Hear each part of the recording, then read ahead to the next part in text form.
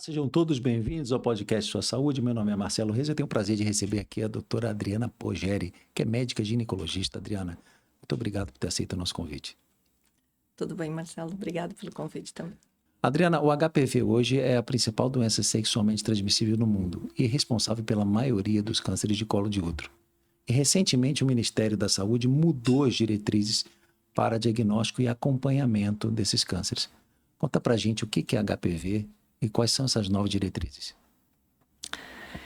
Então, Marcelo, o HPV, ele é o vírus, como você bem falou.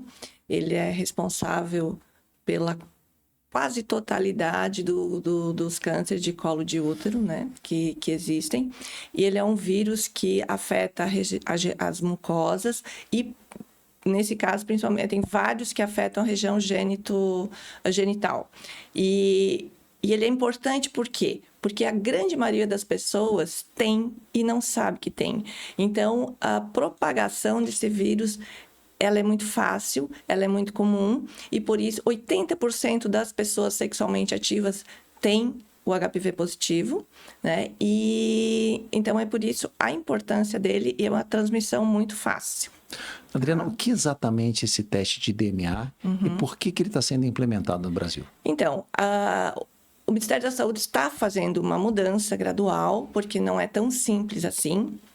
Né? A gente vem de anos usando o Papa Nicolau ou o preventivo, e substituindo pelo teste do HPV. Então, o que significa um, o que significa outro? O teste do HPV, ele vai detectar se a pessoa tem ou não HPV. E o preventivo, ou o Papa Nicolau, ele vê se aquele HPV fez alguma lesão celular. Porque ter o HPV não significa que você vai ter um câncer ou vai ter alguma lesão. Às vezes as pessoas têm, melhoram e resolve sem nem saber que teve. Passou para alguns, né? E depois nem sabe que teve. Já o Papa Nicolau, o preventivo, ele detecta as lesões, a consequência do HPV na célula. Tá? Então, ele vai fazer parte desse protocolo, tá? Então, o que existe? O teste do HPV, o que é o melhor dele? É o valor preditivo negativo. Então, se você faz um teste e dá negativo, isso é muito bom, porque essa pessoa, ela tem uma grande chance só vai ter uma chance, ela pode repetir esse teste 5 anos depois. Agora, o Papa Nicolau, ele é mais específico, porque aquelas que dão positivo, por exemplo, tu faz um teste de HPV e dá positivo. Tá, deu positivo, né? Muitas vão dar positivo e muitas vão regredir a lesão. Então, isso pode levar a muitos exames e que não necessitaria. Então, eles vão fazer o preventivo, é um exame mais específico. Tá? E esse exame mais específico para triar aquelas que realmente precisam ser encaminhadas para colposcopia ou não. Por exemplo, uma menina nova, jovem, aqui no Brasil vai ser menos de 25, mas a maioria menos de 30 anos, menos de 25 mesmo, jovem, não é aconselhável fazer o teste de HPV. Não é, porque a grande maioria vai regredir a lesão. E não importa esse HPV, importa aquela mulher que tem a lesão e que ela persiste com a lesão e cronifica essa lesão. Isso normalmente acontece depois dos 30 anos. E aí que o teste do HPV ele começa a ser mais importante, né? Porque ele vai detectar as carreadoras crônicas, aquelas que têm mais chance de desenvolver um câncer. Adriana, de acordo com a nova diretriz, em que idade a mulher deve começar a fazer o teste do DNA HPV? Aos 25 anos, tá? Então, aos 25, o rastreamento pelo Ministério da Saúde é dos 25 aos 64 anos para mulheres assintomáticas. Tá? Eu gosto de frisar isso porque qualquer mulher que ela tenha sintoma de sangramento nesse meio tempo ou sangramento pós-relação sexual, mesmo que ela não esteja nesse parâmetro, ela tem que se dirigir a um profissional para fazer a investigação, fazer um exame, porque às vezes isso já pode ser um sinal de câncer. E o câncer também, quanto mais precoce ele for tratado, melhora a resposta e melhora o tratamento, a cura, né?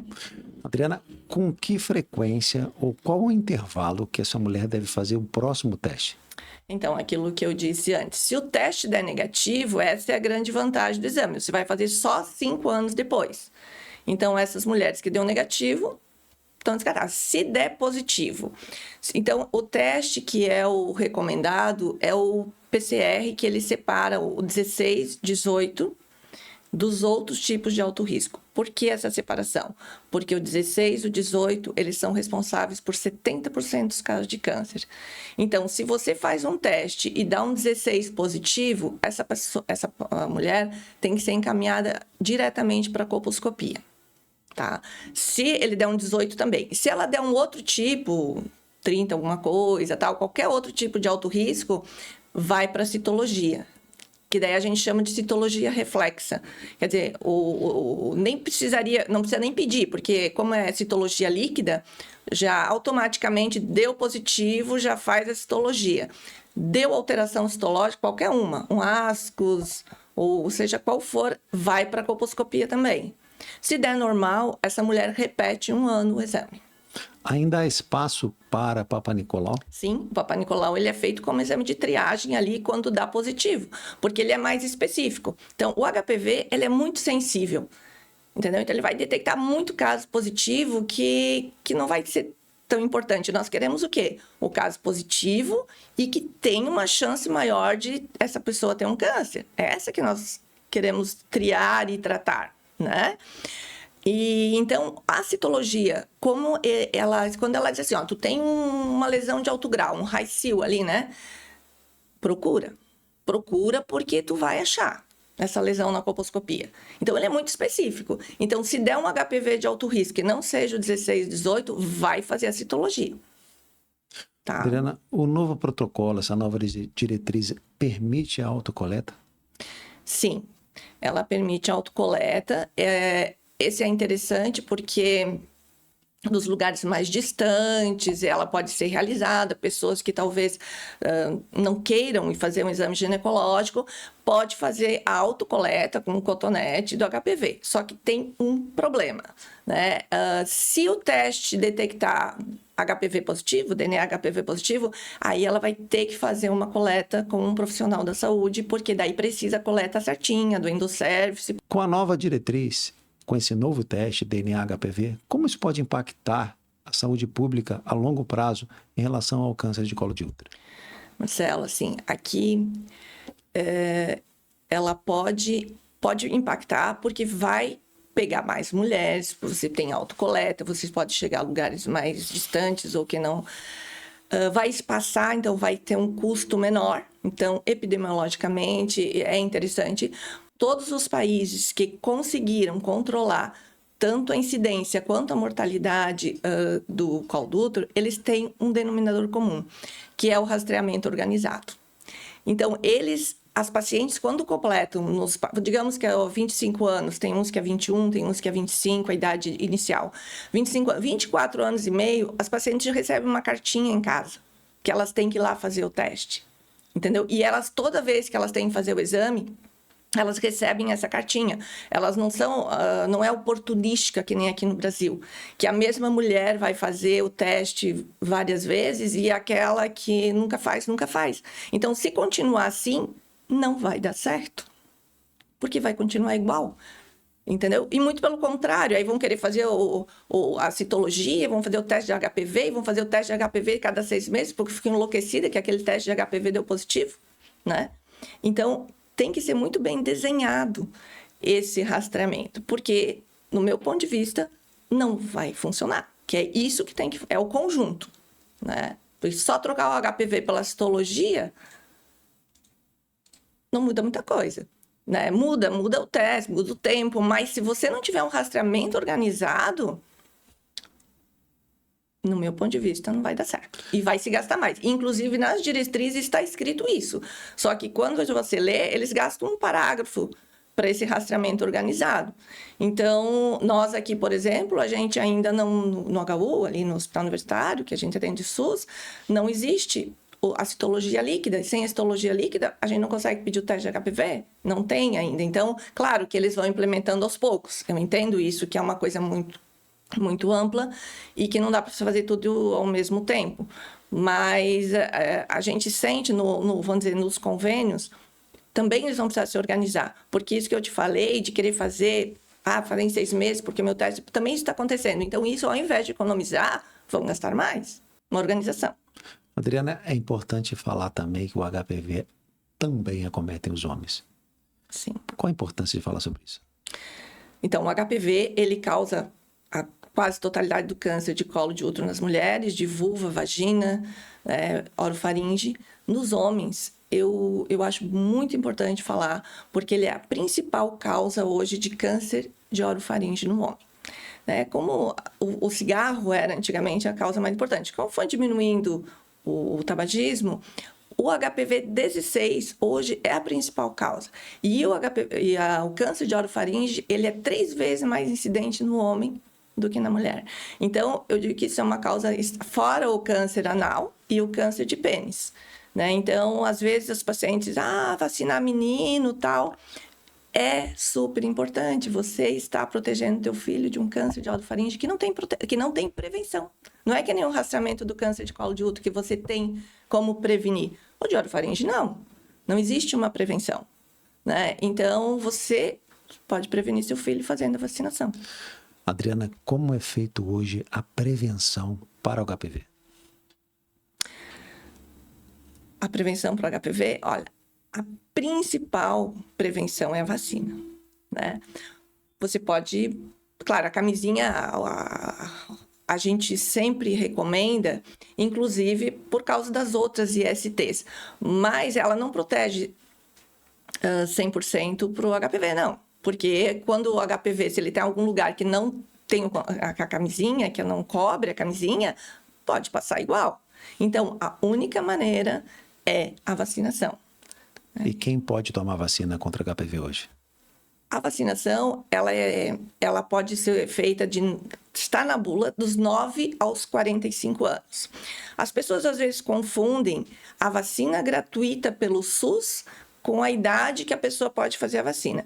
Então, atualmente, a vacina é dada uma dose da vacina dos 9 aos 19 anos. Foi ampliado um pouquinho a idade ano passado, esse ano, não me engano. Então, ela pode ser feita uma dose da vacina quadrivalente, que ela pega 4 tipos de vírus, que é 2 de baixo risco, que são os responsáveis pelas verrugas, e 2 de alto risco, que é o 16 e o 18, que são os mais importantes e que causam 80%, 70% dos casos de câncer. Mas a vacina pode ser dada até os 45 anos, inclusive na rede privada, a gente já tem há 2 anos a vacina nonavalente, que além desses 4 tem mais 5 tipos de HPV de alto risco, então ela tem uma proteção de 90%. Depois dos 45, Então, assim, os estudos foram feitos até 45 anos. Então, na bula está 45 anos. Quando a minha paciente vem, eu receito. Porque o que vai acontecer? Vai matar a paciente? Não.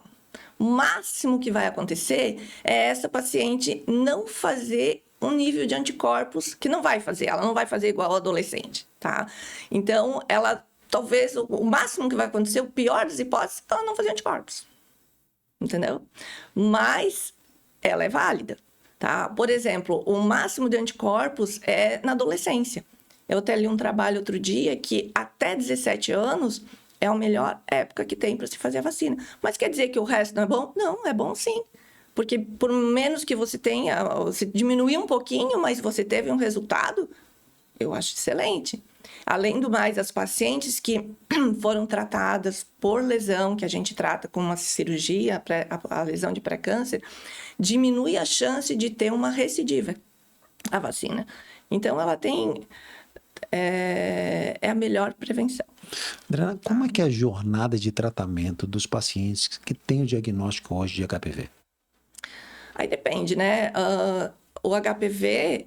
Se só o HPV, a gente vai fazer o controle. Se vai pesquisar se tem alguma lesão, que pode ser uma verruga, que ela vai fazer um tratamento. Normalmente são lesões de baixo grau, com HPV de baixo risco. Mas o mais importante, assim, quando a paciente chega, o que a gente quer diagnosticar ou descartar? São as lesões pré-câncer.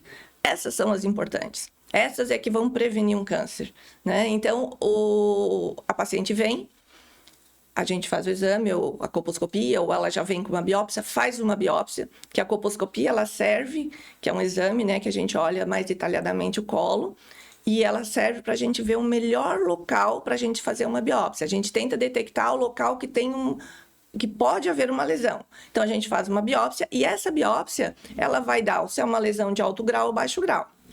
O baixo grau, você pode controlar, você não precisa fazer nada. O alto grau, você precisa tirar esse pedacinho do colo, fazer uma conização, a gente chama de cirurgia de alta frequência. Então, tira esse pedacinho e a paciente é uma cirurgia ambulatorial, ela faz com anestesia local, a gente faz ali no HU, anestesia local, ela vai para casa. Eu disse que é interessante porque você pode fazer várias ao mesmo dia, porque ela não precisa internar, né? Ela vai e faz e vai para casa, faz um certo repouso, que é importante, mas e depois ela faz o acompanhamento, que o segmento é extremamente importante. Por quê? Eu sempre digo que é um tipo de lesão que o raio pode cair na cabeça 2, 3, 4 vezes, né? Porque a gente consegue eliminar a lesão, mas você não consegue eliminar o vírus. Quer dizer, o vírus, quem vai eliminar, pode ser eliminado, mas quem vai eliminar é o teu sistema, o sistema imunológico da paciente. Tá? A gente não consegue, não vou matar o vírus, não existe um antiviral, não existe um remédio. Tá? A gente vai tratar a lesão. E o sistema imunológico, muitas vezes, a grande maioria das vezes, depois que tu tira a lesão, ele elimina o vírus. Mesmo assim, a gente faz acompanhamento. Por quê? Porque pode não eliminar e porque ela pode pegar um outro tipo de HPV. Né? Então é possível ter HPV novamente depois de tratado? Pode, e mesmo depois de vacinado. Porque a vacina não pega todos os tipos. Então, o rastreamento, todas vão ter que continuar fazendo. A diferença é que essas mulheres tratadas, elas precisam continuar fazendo um rastreamento no início mais seguido, e elas têm que continuar. A chance de ter uma lesão, de ter um câncer, de ter uma coisa, continua por 25 anos. Então, ela não pode sair do rastreamento antes desse tempo. E como é que é feita a frequência do acompanhamento desses pacientes que foram tratados? Então, atualmente, se tu for fazer só com a citologia, que é o que a gente faz, elas vêm de 6 meses, elas fazem preventivo, colposcopia, e durante 2 anos. Depois, anual por 5 anos, e depois volta ao esquema do posto, que é trienal. Adriana, a gente está chegando no final do podcast. Eu já queria agradecer novamente você por ter aceito o nosso convite. Eu queria que você deixasse uma mensagem para quem está nos assistindo sobre esse tema tão importante que é o HPV. Então, o câncer de colo de útero hoje é uma doença muito triste e que ela acomete mulheres jovens num momento da vida muito produtivo, no momento da vida que muitas têm filhos pequenos. E o pior, é uma doença que é muito prevenível. Então, se eu puder deixar uma mensagem, eu gostaria de dizer para as mulheres, para as pessoas em geral, assim, que o cuidado com a nossa vida é a coisa mais preciosa que a gente tem. E que se a gente fizer coisas mínimas, como ter bons hábitos, fazer os rastreamentos que são oferecidos, né, para as coisas mais comuns, assim, ou o que a gente consegue fazer, isso só já vai fazer uma grande diferença na tua vida. E outra coisa, se você puder, vacine-se. Se você não puder se vacinar, vacine seus filhos. Isso vai fazer toda a diferença. Adriana, obrigado mais uma vez. Obrigado a todos que ficaram com a gente até esse momento. Até o próximo episódio do podcast Sua Saúde. Obrigado, Adriana.